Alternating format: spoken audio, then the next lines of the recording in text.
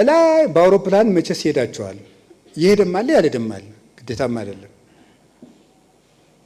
አሁን ቸግሮትም ነው ሰው በአውሮፕላን የሚሄደው ኖሮት ብቻ አይደለም። እና ሞት ፈርቶ ማለት ነው።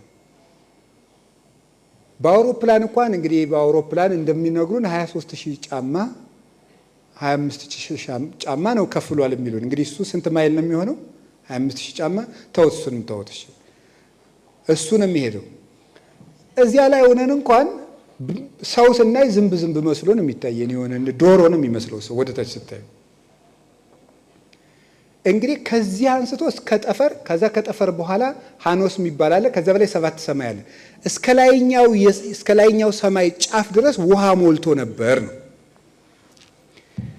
ምድር ተገልጣ ለማየት በጣም እጅግ ርቀት ነው ያለው።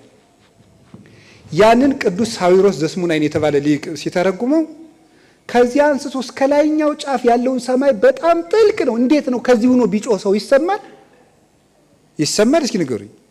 ቆይ እዚህ ቅርና እስቲ 2 ሜትር ጣና ውስጥ ግቡና ኧረ ድረሱ ብላችሁ ይሰማል? አይሰማም።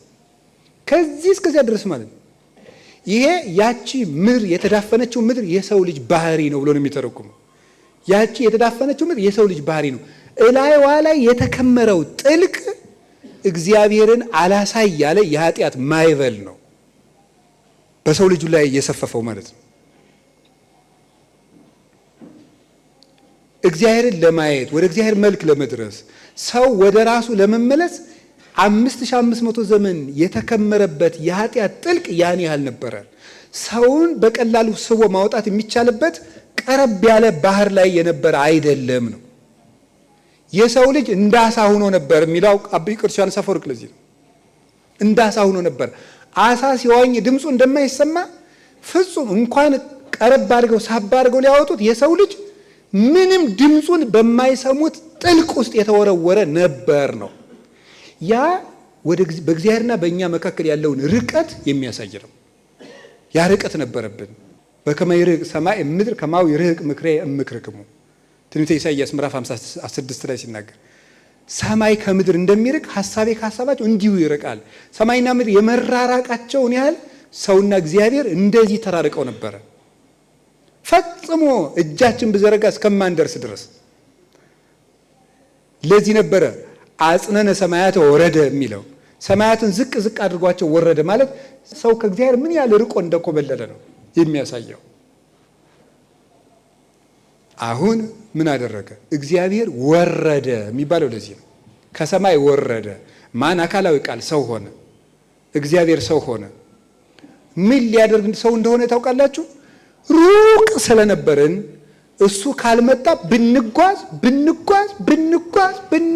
ብንጓዝ ከእግዚአብሔር መድረስ አቃተን። ኃጢአት የዚህን ያህል ከእግዚአብሔር አርቆን ነበረ። ዳዊት ይህን ነበር ያለው፣ አምላኬ አምላኬ የገይሳ ቤከ ጸማት ነፍሴ የለከ ማየዚ እበጽ ወሬ ገጾ ለአምላኬ። የፈጣሪን ፊት የማየው መቼ ነው? ወደ ፈጣሪ ሁልጊዜ ገሰግሳለሁ አለ። ይሄ 5000 ዘመን ሁሉ የአባቶቻችን ነፍስ ከእግዚአብሔር እደርሳለሁ ብላ የህልም ሩጫ የሮጨችው ማደክደክ ነው። እና እንግዲህ እግዚአብሔር ራሱ ካልመጣ ማን ሊደርስበት ይችላል? አሁን ሰው ወደ እግዚአብሔር መድረስ